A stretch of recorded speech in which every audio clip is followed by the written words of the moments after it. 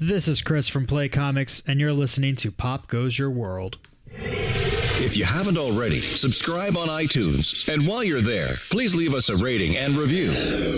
And now it's time for our feature presentation. I'm Chris McBrien, and the pop culture from Generation X is everything to me. And I'm Derek Myers, and I'm here to educate Chris on the great pop culture of today's generation. Episode 321, Crimson Tide Movie Review.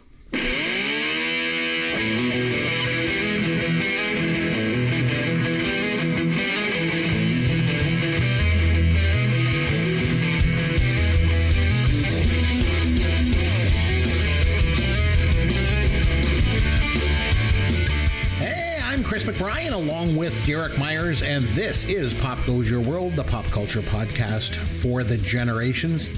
This week, Derek and I are going back to 1995. We're going to review the Denzel Washington and Gene Hackman thriller Crimson Tide. But before we get to our movie review this week, Derek, what pop culture have you been able to get around to this past week, my friend? Hey, Chris, just a few things. Been a pretty busy week at work. So obviously this weekend coming up is Easter. So Good Friday's a holiday. And so they're trying to jam 5 days worth of work into 4 days. So of course, didn't have a whole lot of downtime, but we'll get there. So I had a chance to watch a couple of movies and a TV show. So we'll talk about that. So first, I want to talk about The Martian with Matt Damon. You mean your boyfriend, Matt Damon? Matt Damon. That guy? Oh, there you go, that guy. Oh, nice. Yeah, no, what about it? We reviewed it here on the podcast a while ago. Yes. Well, I didn't. You and Yancey did. Oh, right. So we may have to revisit that one. But no, I found myself this weekend. I had a wedding and I went to the Leafs game on the same day. So I found myself heading downtown. And so I spent a lot of time on the subway and I didn't know what to do with myself. And the only movie I had saved on my phone was The Martian. Mm-hmm. And so I ended up watching it. I got the first half on my phone and then I came home and I had to finish watching it. I mean, like, this movie is fantastic. It's great. It's one of those ones that every time I watch it, it gets better. I always find some little detail in it. I love it. It's one of my guilty pleasure movies that I should have no reason feeling guilty for, but it's great. If you haven't seen The Martian in a while, give it another watch. It's really good. So then I had a chance to watch a comedy that I've never seen before. It's from 2004. It's called Along Came Polly, and it stars Ben Stiller and Jennifer Aniston and Philip Seymour Hoffman. Have you seen this? Are you familiar with this movie? You ever heard of it? I think I heard of it. Like, Jennifer Aniston has a long string of really bad quote unquote comedies, so I think that kind of falls into it, but educate me on it. Yeah, so it's it actually did very well at the box office. It made like, I think, 175 million or something, and it was considered a pretty good success. Again, I didn't see the theater. I'm not a huge Ben Stiller fan. I find that when he's trying to do like a regular guy role, I don't really like it so much. But when he does like one of these weird performance pieces, like in Tropic Thunder or in Dodgeball, like where he's sort of this over the top. Or in Happy Gilmore, where he played. Yes. That. Yeah, I know what you mean. Yeah. So, I agree. Anyway, but I mentioned before, one of my favorite podcasts is The Rewatchables on the Ringer Podcast Network. And so I've had this one. They did a rewatchable episode of Along Came Polly like 6 months ago, and I've had it on my phone. And then when I saw the movie come up on TV, I thought, you know what, I'm going to watch it. And I actually liked it. I was surprised how much I enjoyed it. I thought it was pretty good. Again, not a huge Ben Stiller fan, but he was great in the role they had him. Jennifer Aniston, I think, was cast well. Philip Seymour Hoffman, he was fantastic. You forget, like, later in his career, he became a very serious, dramatic actor. He won an Oscar, and then he did all these prestige movies, and he was nominated again and again for all these awards. But you forget that he did a fair amount of comedy, and in this one, he is great. He is super funny. He's like Ben Stiller's best friend. And no, it was pretty good. This movie was better than I expected it to be. So it was kind of a little hidden gem that I found this week called Along Came Polly from 2004. And side note, Hank Azaria is in it, and he plays a scuba diving instructor because Ben Stiller's character's on his honeymoon at the beginning. Mm-hmm. And oh my God, Hank Azaria in this movie, he's wearing like this tiny little Speedo. He is so buff in this movie.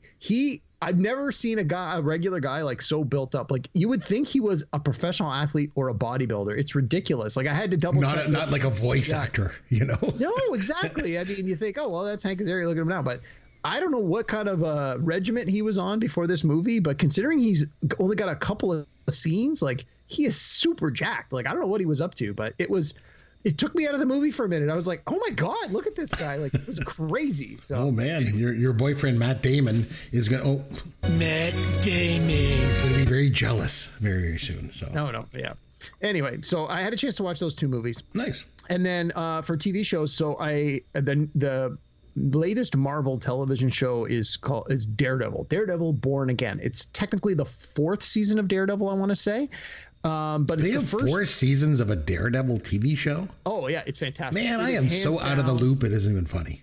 Yeah, it is hands down the best of the Marvel TV shows. Wow. Each season is fantastic. And partly because they really delve into the character development. It's not just put on a superhero costume and go and, fight crime and do superhero stuff. Like the character is a lawyer. So there's a lot of like that legal sort of drama thriller in the background. So this one is the first new season of Daredevil since Marvel the Marvel TV stuff moved to Disney. All the previous Daredevil series were on Netflix. This one is now the first one through Disney, but it's all the same characters. It's the same cast and and it continues the storyline from the previous season. So it's not like they've rebooted it or anything, but it's not exactly what I expected. It's 9 episodes. The last one just dropped this week. I'm 4 episodes in, and it is basically like a crime thriller. Like there's almost no superhero stuff in it. Even the main character of Daredevil is only Daredevil at the very beginning for like 5 minutes, and then tragedy happens, and then he's not Daredevil anymore. So like the character it's like his alter ego, his real life persona is a lawyer. It's him being a lawyer. I'm 4 hours into this show, and I'm like, when's he going to be a superhero again? So it's both frustrating but interesting at the same time. And Vincent D'Onofrio plays the Kingpin, the main villain, and I mean, he's great. He's got such a good screen presence. So I'm liking it, but I'm not loving it. But come back to me after our next show. I'm kind of hoping, because it's been getting really good reviews, so I'm really hoping it sort of turns around a bit. But all right. Anyway, that's what I was up to this week. So for me, I was able to actually get together with our good friend Brian Longmire this past week. Nice. So Brian does the dad joke drop and the outro here for us on the podcast, as you know, Derek. Mm-hmm. And most importantly, he is the best morning man in Canadian radio today. Hands down. The best. He's at 97.9 The Bruce. He is the gold standard for radio morning personalities, in my opinion. Mm-hmm. And, he's also my best friend. So maybe I'm a little biased, but he is the best of what he does. So anyway, Brian and I get together. We go to see a comedy show on the weekend, and it was a fundraiser for the lake. So the lake needs funds, Derek. Okay. Here in Canada, we hold fundraisers for the lake. So that's what they did. And so there were 3 comedians that came out and did their routines, right? And the show opened up with Tracy Hamilton, and she was great. Local Canadian stand-up comic. She's out of Toronto, and she was fantastic. She was almost kind of raw, like she's young. She hadn't been doing it for like all that long. So she was still really developing her craft. I thought she was fantastic. She did a whole bit about her husband, who's from Australia, and all the differences between Australia and Canada. I thought she was really, really strong. And then next up was Chris Quigley, and he's been doing it for like 30 years, stand up. So, he's a little bit more seasoned, I guess. And he did this bit about where he likes to go into public places with non-alcoholic beer in the bottle because it looks like the real thing. Mm-hmm. And he's like talking about how he goes into the bank and he goes to rent a car, and he's like, I'm going to need the insurance, and takes a swig, and stuff. Nice. So it was pretty good. And then the headliner was Steve Hofstetter. I don't know if you heard of him, but he's probably best known for his YouTube videos where he shoots down hecklers. He's gotten like millions of views on these. I'm just looking up now. No, I don't recognize him, but if you get a chance, just favorite some of them on YouTube and go back and watch them. Man, he just handles hecklers great. And nobody heckled him at this event that I was at. Like there was no need to. Like he was really, really strong. And he spoke a lot about mental health and anxiety and stuff. And he was very progressive. He had a really, really strong set, I thought. So great event all around. And it's really been a long time since I've been out and seen live stand-up comedy. So big ups to the comedians. They were all on their A game for sure. I thought it was excellent. Well, I'm glad to hear it. Fantastic. Yeah. And not only can they tell jokes, but so can I. Here's your dad joke of the week. Derek, if I eat 2 pieces of string, they'll be tied together when they come out the other end. I shit you not. Oh man, I think we need to heckle you more. Oh, I shit you not. It's good. Derek, did you hear that our friend Joe went on the Dolly Parton diet? That doesn't sound like something I would say. No, you thought I was going to say it gave him giant, didn't you? Jeez. And his pants are unzipped. Yeah, I read this. This is good. We're going to ring-a-dong for a holiday. I don't have $300 extra bucks laying around. Don't lay the jive on me, man. Oh, is Barbara Billings living here all of a sudden? And Mac himself a pro slick. Yes, it's very campy, yeah. TKO. All right, Derek, so it was your turn to pick a movie for us to watch and review, and you decided to go with the 1995 film Crimson Tide. So maybe you could just sort of kick things off around here, just explain why you wanted to go back and watch this particular movie. Sure. So we recently lost Gene Hackman, movie legend. Yeah. I'm sort of hot and cold on Gene Hackman as an actor. He's been in a lot of stuff, a lot of really good stuff, a lot of really important stuff. And he had a fantastic career. I mean, the guy won an Oscar. He's a legend of the screen. And so I thought, you know what, as we often do on this show, when a performer passes away, we take an opportunity to watch something that they were attached to. And I thought, you know what, that's a good call.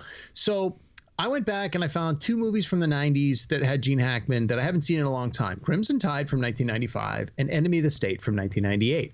Both of which are actually directed by Tony Scott, which didn't occur to me when I was picking them, but then I realized, oh yeah, okay. And I thought, okay, we'll watch one of the 2. And I was really on the fence about which one to go with. And at the last second, I thought, you know what, we'll go with Crimson Tide. Partly because I didn't really remember Crimson Tide that well. I've only, I think, seen it once before this week, and that would have been when I was working at Blockbuster in the late 90s. It didn't make a strong impression on me, so I wasn't sure if that was because it wasn't good or I didn't like it or I just was at a point in my life where I was watching a ton of movies. But I did have a memory, or I did remember some of the key scenes from the movie. So I knew I had seen it before. So I thought, you know what, we'll watch this. And you and I have talked a little bit before about how, from our listenership point of view, if we review a wacky movie nobody's ever heard of, there's a greater chance that they may just skip that episode. So in the back of my mind, whenever I select a movie, I sort of think like, let's try and stick with something that people are actually going to recognize, or maybe they've already seen. They don't have to go rewatch the movie before they listen to our show. And again, between Crimson Tide and Enemy of the State, I thought, man, Crimson Tide's probably a bigger sort of success movie, a bigger box office. People are going to be like, oh, I remember that. I'm going to listen to this episode. So that's a large part why I picked it. And yeah, and then I watched it this week and it didn't wow me. I was a little disappointed. I mean, it was good, but yeah, I'm sort of realizing why I didn't really have a strong memory of this movie, because you know what? It wasn't as good as I was hoping for. It wasn't as good as I was thinking I was going to remember it being. It had good parts, and there are definitely some good things to say about it, and I think Gene Hackman was quite good in this. But yeah, it's one of these shows where I sort of almost felt like it was a Chris movie, where you're like, here, watch this movie. And I sort of went, oh my God, this is going to suck. And then I'm like, yeah, I was kind of right. It was just okay. And I was like, wait, I picked this movie. So I was a little disappointed. So what you're saying is all the movies that I suggest suck, is what you're saying. Well, not all of them, but a lot of the ones that you pick that, you know. Are you saying you didn't like Breaking 2 Electric Boogaloo? What the heck? Oh, no, that one was a masterpiece. Yes, you know. thank you. Yeah. Yeah, I was still lost without having seen Breaking 1 first, but I got eventually. Yeah, you can pick it up. So anyway, we watched it. I'm glad we watched it. We'll discuss it. But what about you? What's your history of this movie? How did, you know, coming into it, what sort of baggage did you or did you not have? And then what were your initial thoughts? Well, so first of all, it came out after 1989. So, you know, I'd never seen it, even though. Oh, you had never seen it? No, okay. I had never seen Crimson Tide. So this was an opportunity to watch it for the first time. Yeah, like you, I was like, it's just kind of okay. Like for such a big, splashy production, you know.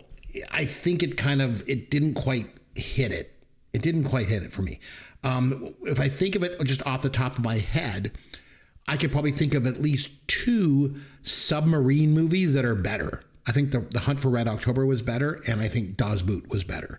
So Dawes Boot would probably be the best one ever. So, it's not even like in the top submarine movies, if that's a thing.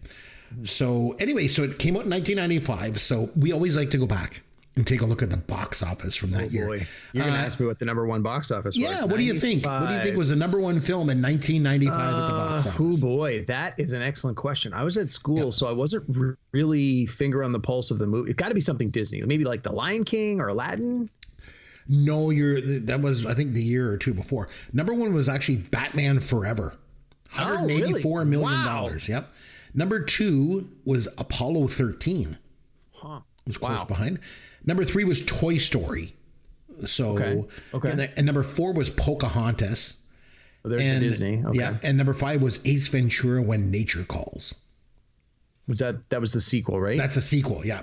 And then rounding out the top 10, Casper was number 6, Die Hard with a Vengeance, number 7, Crimson Hide finished at number 8 with $91 million. GoldenEye was number 9. And rounding out the top 10 was surprisingly maybe Waterworld with $88 million. So it made quite a bit. It's considered like one of the biggest bombs of all time, probably because it made $88 million, but it probably cost like $200 million. Yeah, I think it cost like $200 million to make. So that's it lost why. money. Yeah. Wow. So, That's that. I think that's the first top 10 we've ever done where I haven't seen like half the movies. Yeah. Of those, I think I've seen parts of Toy Story because my kids, they went back and watched it. My son was watching Ace Ventura: When Nature Calls recently. He put it on. He didn't like it, and I didn't like it either. And then Crimson Tide. I have seen Waterworld, but that was about it. Yeah, same thing. 1995 was kind of a crappy year for movies.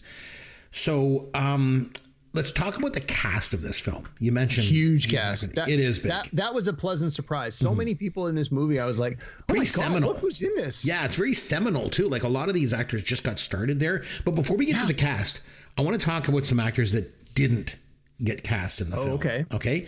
So let's talk about who was considered for this movie. So Val Kilmer actually turned down the lead role that went to Denzel Washington. And for the Gene Hackman Well, but he was in Batman, wasn't he?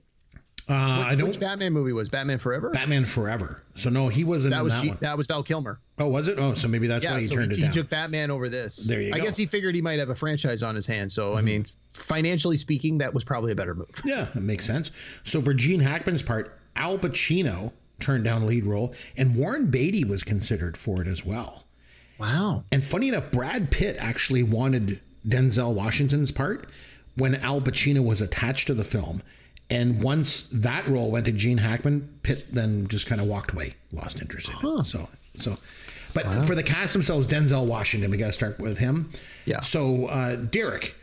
Yep. Without looking it up. Yep. Can you name the movie where Denzel Washington made his feature film debut? No, I cannot.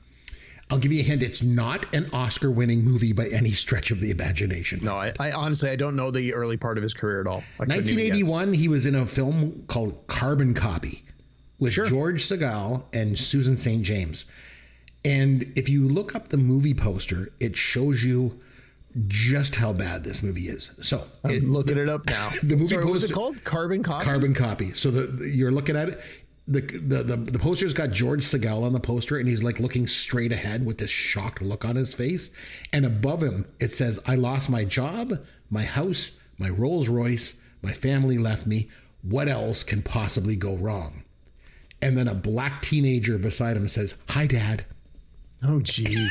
Jeez Louise. So that's the premise, is the white guy has an illegitimate black son. Yes. Okay. And it's like, what could be worse than all those things happening?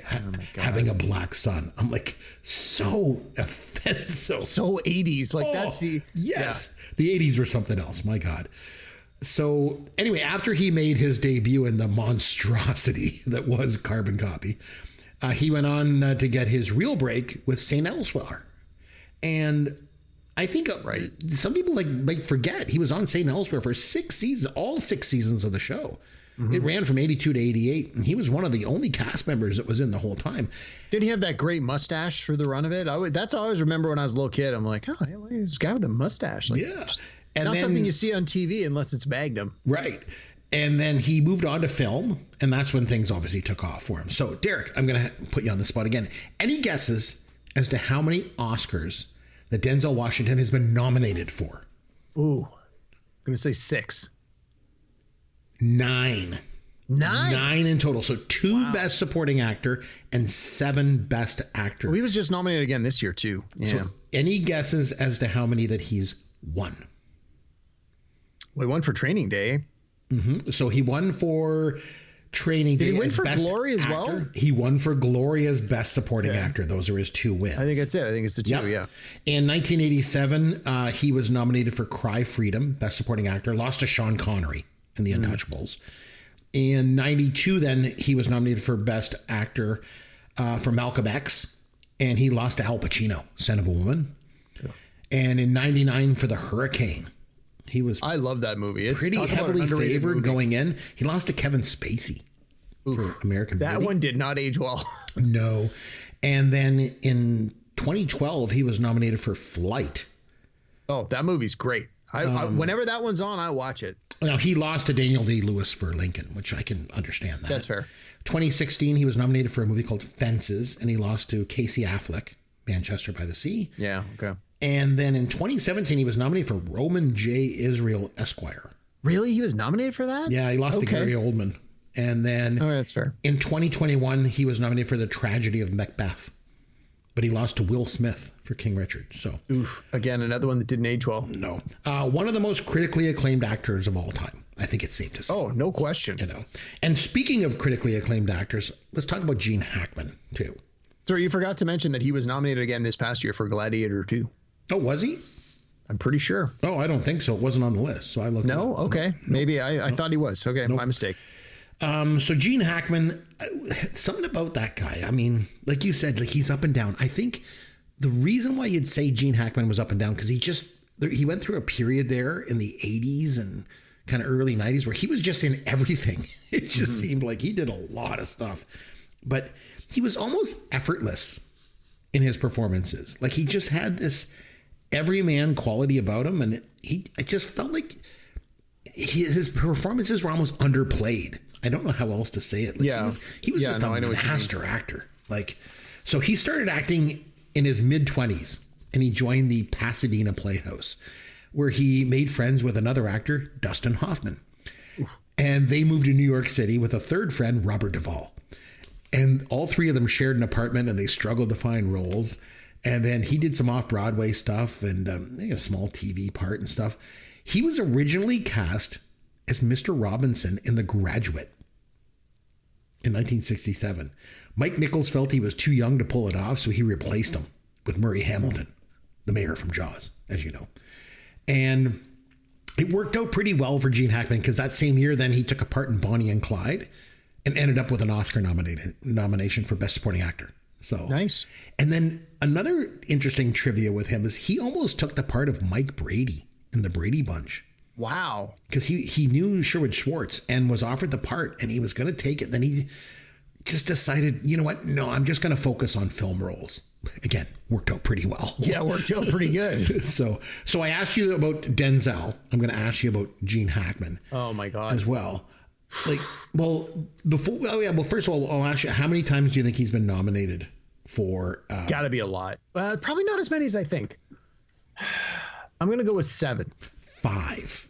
Actually, 5. I was on 6. I'm like, do I go up to 7 or down to 5? Okay. 2 Best Actor and 3 Best Supporting Actor. So he was nominated for Best Supporting Actor for Bonnie and Clyde. I know. And he won for Unforgiven. I know that. Yeah. So he won for Unforgiven Best Supporting Actor in 92. Mm-hmm. And in between those 2, that was his first and his last nomination. In 1970, he was nominated for Best Supporting Actor for I Never Sang for My Father. In 1971, he won Best Actor for French Connection. Yeah. And in 88, he was nominated for Mississippi Burning, Best Actor. Oh, right. Yeah. I just watched that not too long ago, since COVID. Yeah. So where do you think, first of all, where do you, go back to Denzel for a second. Go. Where do you think Denzel Washington ranks among actors all time? Living or dead? Any of them? Yeah, like really, really high on the list. Like we're just roughly where top do you 5. say? I think top 5. Okay, he absolutely top 10 without question, and I think there's a very strong argument to put him in the top 5. Yeah, I think that's probably good. What about Gene Hackman? Where do you rank him? Again, I think Gene Hackman's sort of star rose early, like before I started getting into movie. Like he was known more for being that late 60s, early 70s, kind of like that's when he really hit his stride. I remember like my first memory of seeing Gene Hackman was but he still won Superman. an Oscar in '92, so Yeah.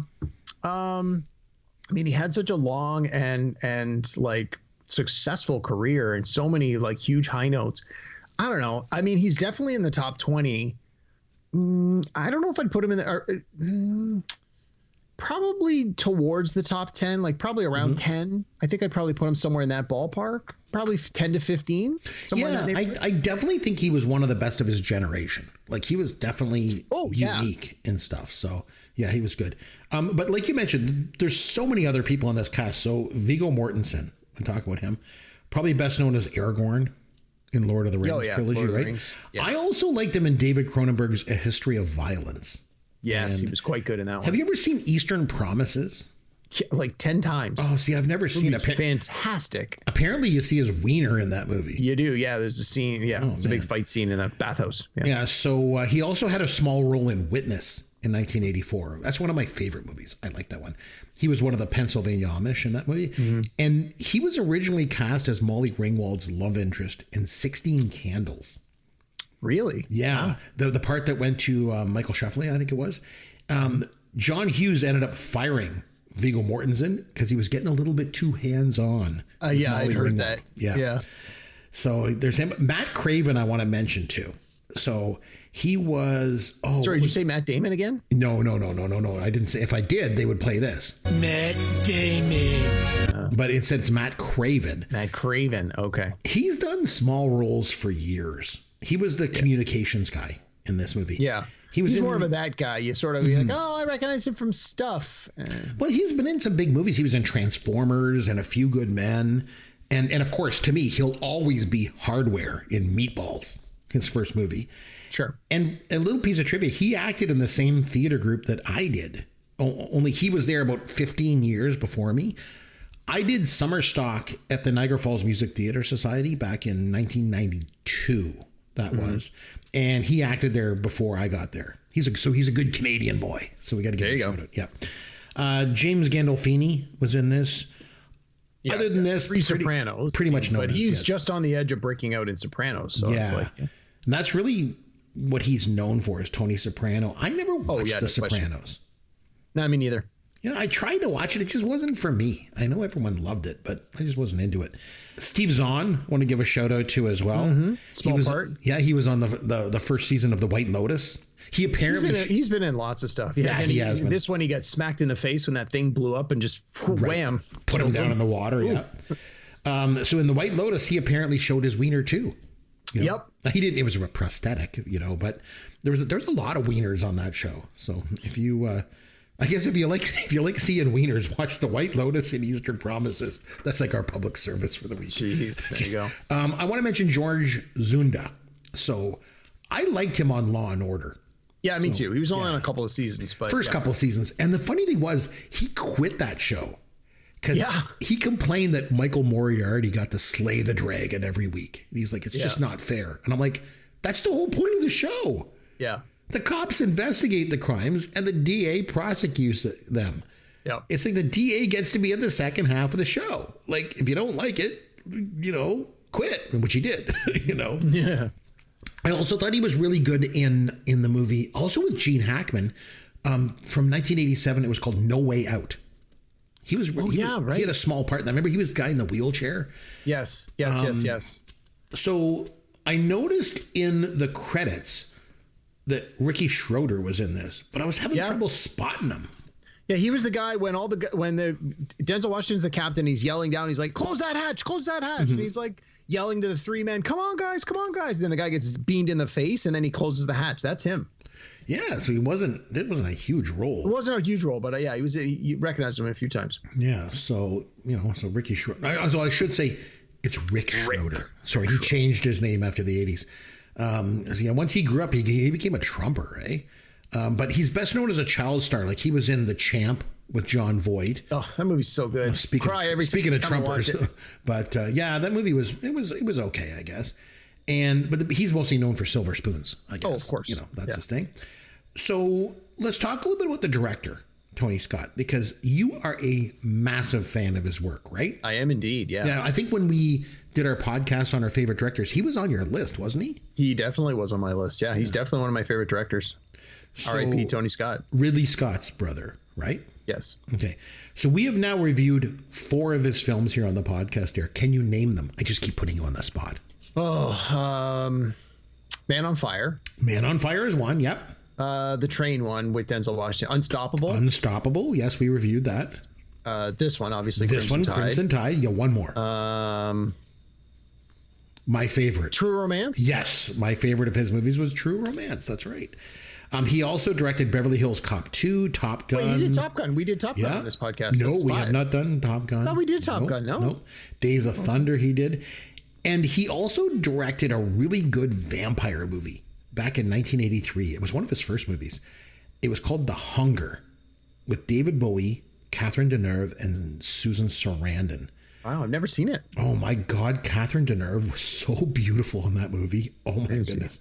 It was he really pushed the envelope for 1983 in that movie. So, before we go on, I have a question for you about this film. Okay. The title. What the hell does the title mean? So we're going into this movie, watching it, and I'm thinking Crimson Tide. Okay, that's got to be the name of the boat. And the boat's called like the Alabama. So I'm like, why is the movie called Crimson Tide? It makes no sense to me. Isn't that something to do with, again, I'm not a big sports guy, but so the submarines are named after states. This one's obviously named after Alabama.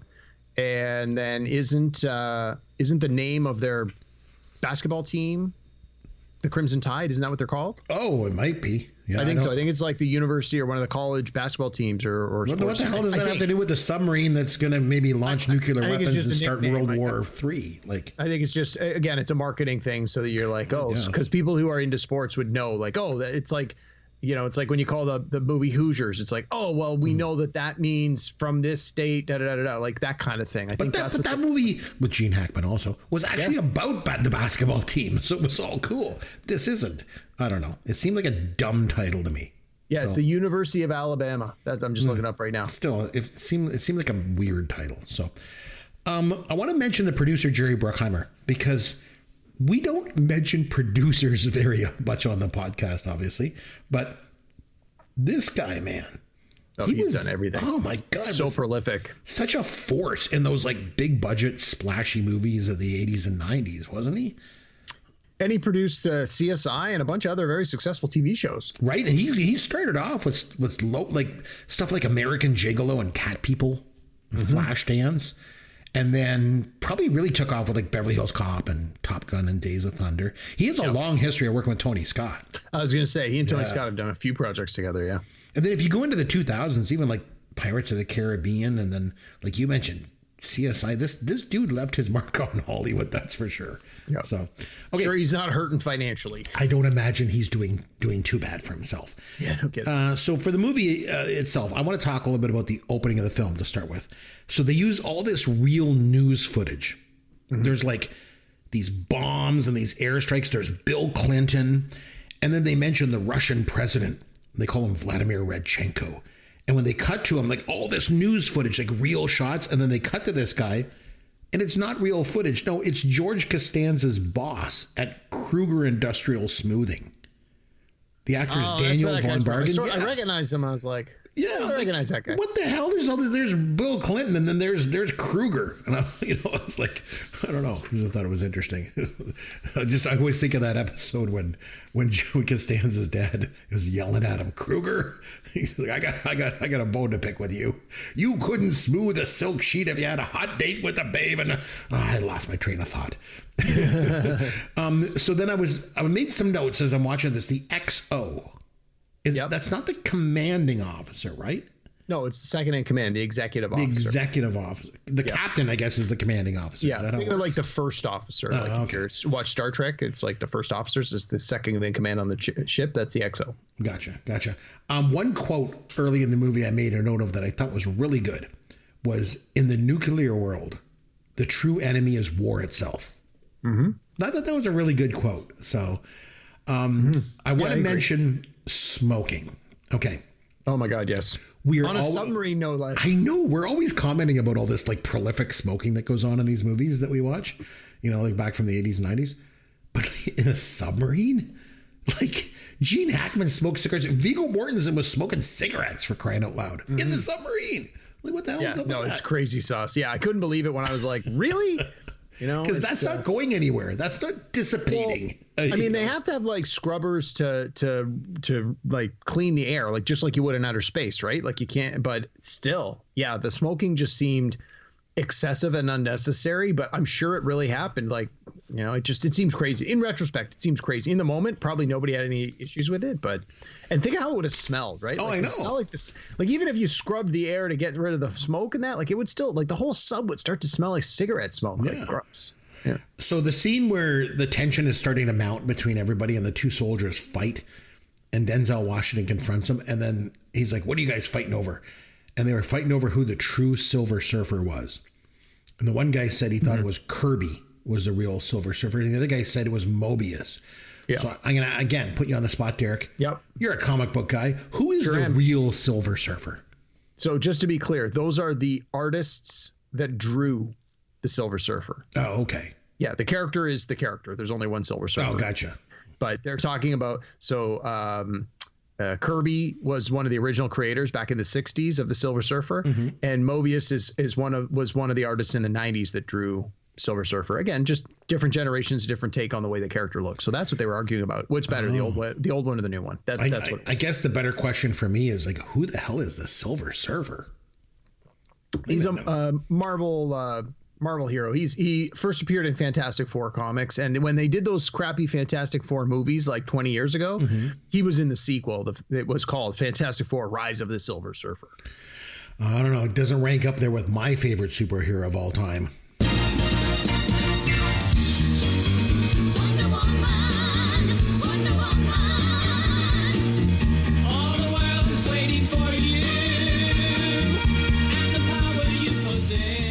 Wonder Woman was way better than the Silver Surfer. I mean, you got to admit.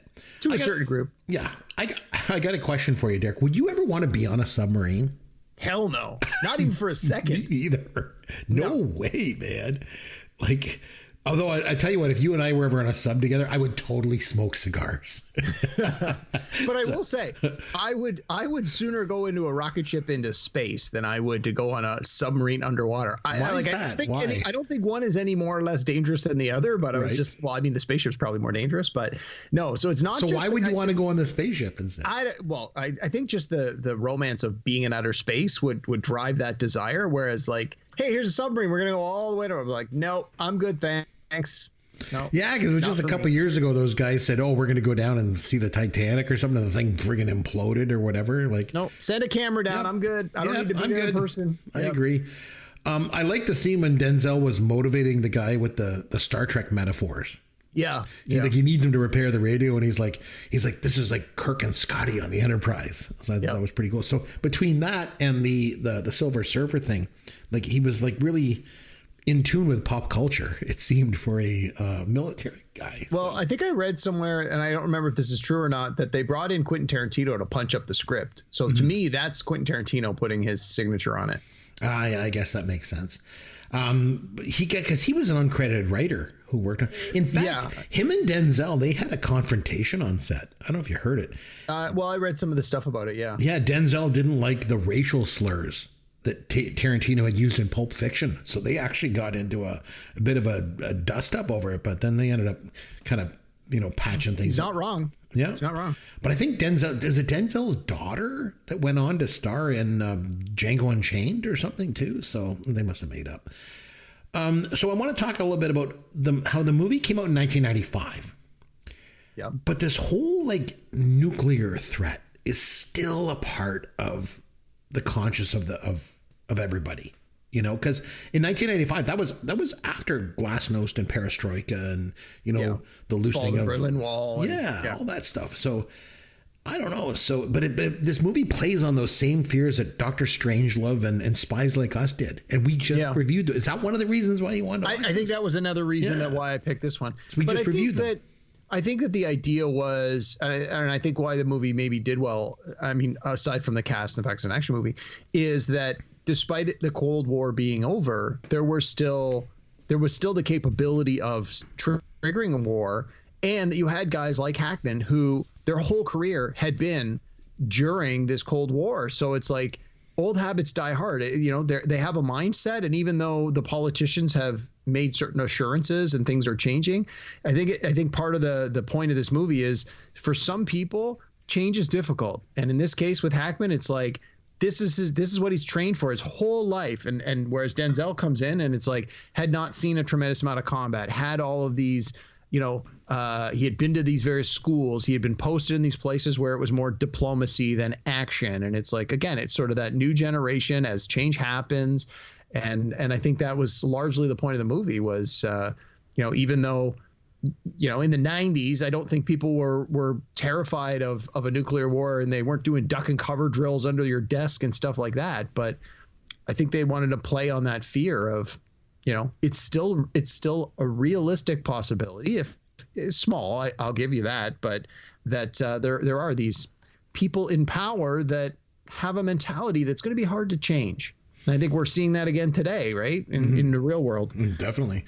And I think, yeah, you're right about like Hackman's character. He was sort of brought up with the old school thing, which also I think there's this underlying race thing going on too, which I think was, I like the way the film handled it, because you got Hackman, who is like an old school kind of guy. He passes the baton to Denzel Washington, who's a black man, which, you know, again, you know, even in 1995, like the fact that Hackman was, you know, came up in the 60s and stuff like that, I thought it was good. I like that final scene in the courtroom. I thought it was good because Jason Robards kind of does a cameo there, you know, he's like overseeing it. And I like how it basically, they don't ask Denzel Washington for his testimony because Gene Hackman has said something. He's like, oh, you know, he thinks he's going to lie or whatever. No, he says like, you know, basically, I want to pass it on to him. He needs to take over my command, and I'm going to retire early. Yeah. And I thought it was kind of cool. I liked the way it kind of ended, at least. I thought it was pretty good. But yeah, I didn't feel that the racial tension was really as big a part of this. I felt it was more the idea of the chain of command and understanding the orders. Like that's one thing, especially with movies about the U.S. military, right, is the idea that are you loyal to the man? Are you loyal to the office? Are you loyal to your rank? Are you loyal to your commanding officer, even if you don't believe they're doing the right thing? Like, to me, that sort of conflict is always interesting when you see it in film. I didn't, again, as a white guy, I probably don't pick up on it as much, but I didn't get the sense that Gene Hackman's character was motivated by racial, like by racism. I'm not saying it wasn't there. I'm just saying if it was, I didn't pick up on it. Yep, and that's fair. I thought also at the end, then they put like this disclaimer up, and they said, you know, due to all this, they've now decided to consolidate all the power for the decision making with the commander-in-chief, the president of the United States. And I'm thinking in 2025, that's terrifying. That should go back the other way. Yeah, like jeepers creepers. It really is. Yeah. Anything else you want to talk about the film before we rate it? Well, I really liked, again, with the Tony Scott of it all, I liked the way the film was shot a lot. I liked how a lot of the times as the sub was not level in the water, the camera was tilting, so you could really see, like, you really get a sense of these guys on the sub. Like it's diving. Yeah, unlike a ship where you are always level with the horizon and the gravity is always down. In a sub, it can literally go in 360 degrees, right? It can go in any direction it wants. And in many of the scenes, it did. I mean, I don't remember it going upside down per se, but clearly it would dive, it would rise, and you would see everyone on the ship, you know, swaying side to side, or the camera would tilt over.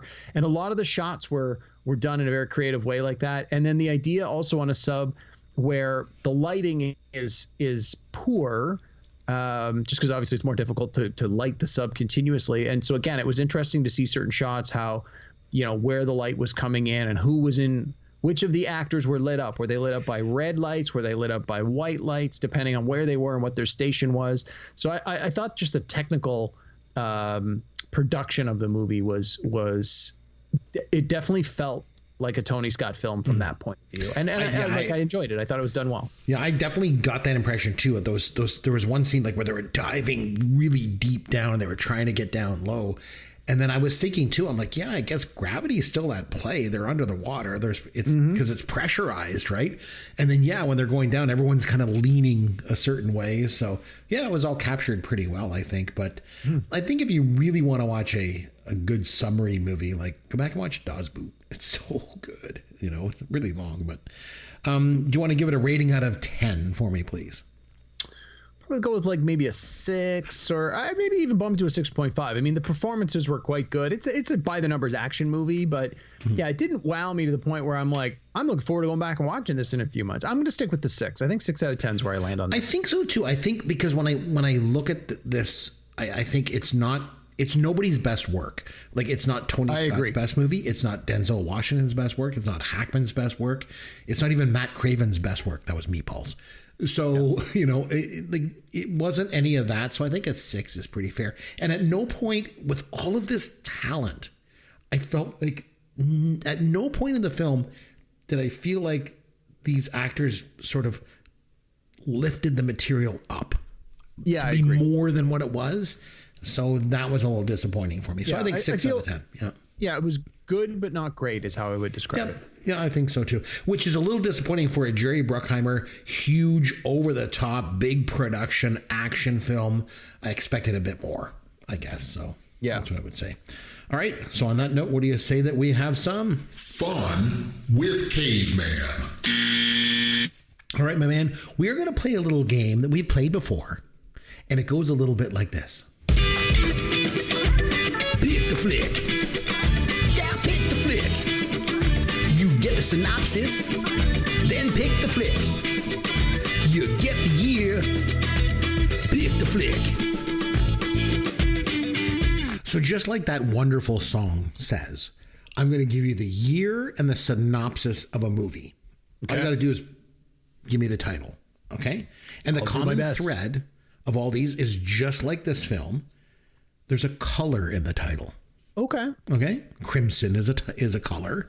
Thank you for that. Yeah. Yep. I wasn't sure if it was the crimson or the tide. I'm glad you cleared that up. Exactly. Just for you. And if I was going to go with the tide, I guess it would be like detergent in the title. So I'm going to give you the year and the synopsis, and you give me the film. Okay. So 1990. In November 1984, the Soviet Union's best submarine captain violates orders and heads for the U.S. in a new undetectable sub.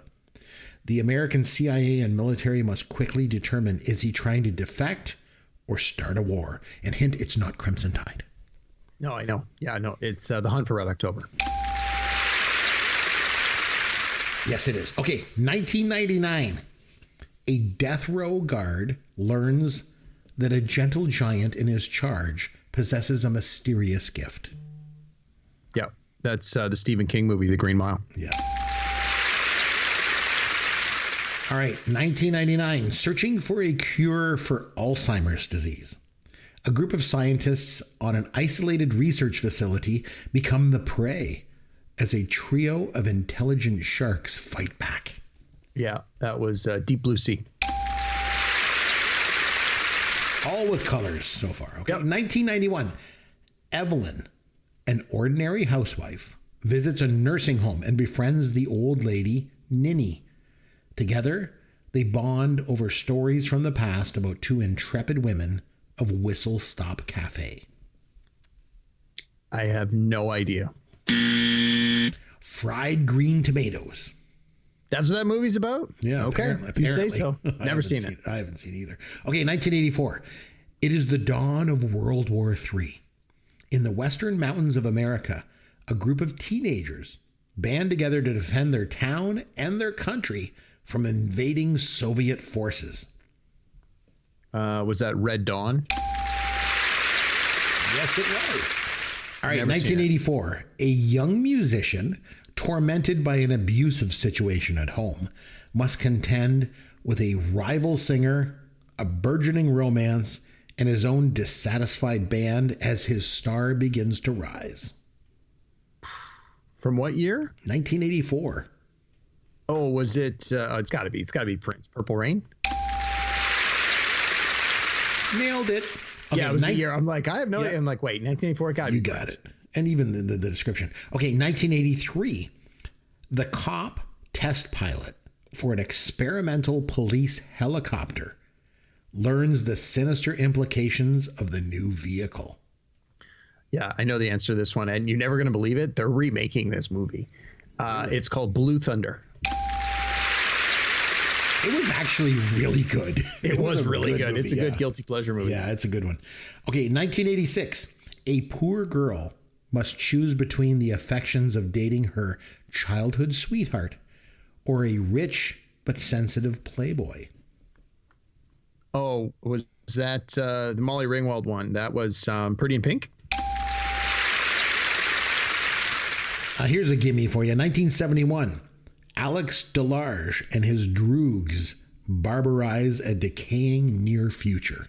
Yeah, that's a gimme. That's a Clockwork Orange. All right, going back to 1963. A bumbling inspector travels to Rome to catch a notorious jewel thief known as the Phantom before he conducts his most daring heist yet. A princess's priceless diamond with one slight imperfection.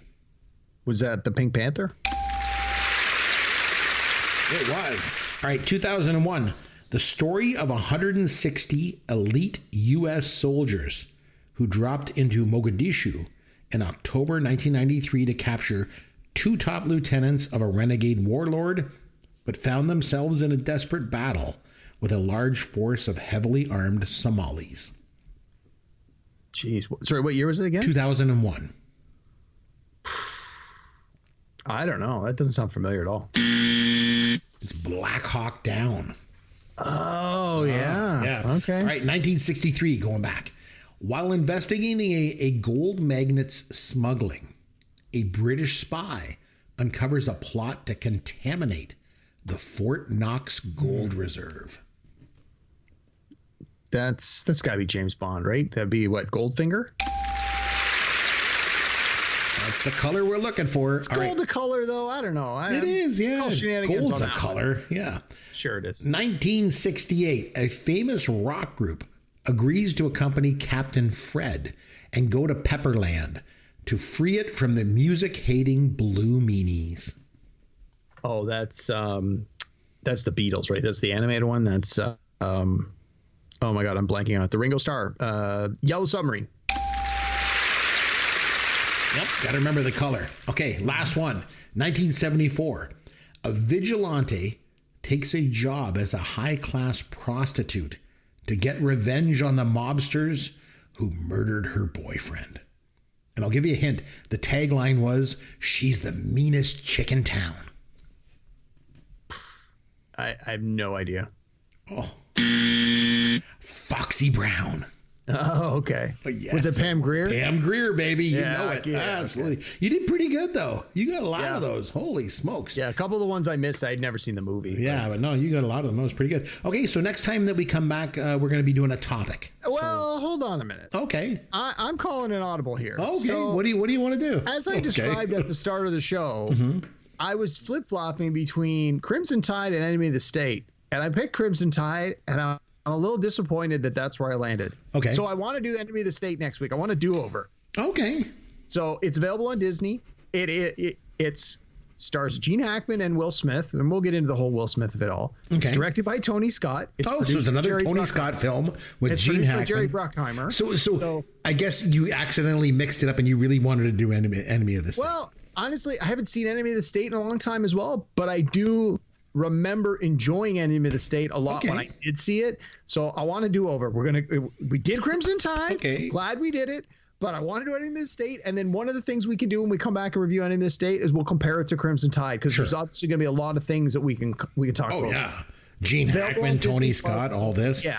And sorry, what year was it? I've never seen Enemy of the State. 1998. Okay, so just a couple of years after this one. Yeah, it's a little bit longer. It says here the runtime's 2 hours and 10. All right. But I remember seeing this one in the theater and really enjoying it. I haven't seen it since then, like maybe in video right after it came out. But no, it's been on my rewatch list for a while. And then the Gene Hackman of it all, I'm like, oh, good excuse. But yeah, and no, this is after Will Smith sort of, was, in the stratosphere as a star, because he did Independence Day in like 96. Yeah. So he was already like this massive star, and then this was more of a dramatic role for him. I mean, there's some action involved, but it's not like Independence Day, where like that's an action movie. Like Will Smith's not going to win an Oscar for that, but this one you can tell like he's really trying to give it his A game here. So anyway, It's been a while since I've seen it. Let's go back and watch it. I want my do-over. That's fine. Hopefully we enjoy it more than Crimson Tide, and we'll come back next time and do Enemy of the State, and then after that we'll come back and do a topic. No, that sounds fine. Okay, so we'll come back next week and we'll do Enemy of the State from 1998. And until then, I'm Chris McBrien on behalf of myself and Derek Myers. I want to say thanks for listening to Pop Goes Your World, the pop culture podcast for the generations.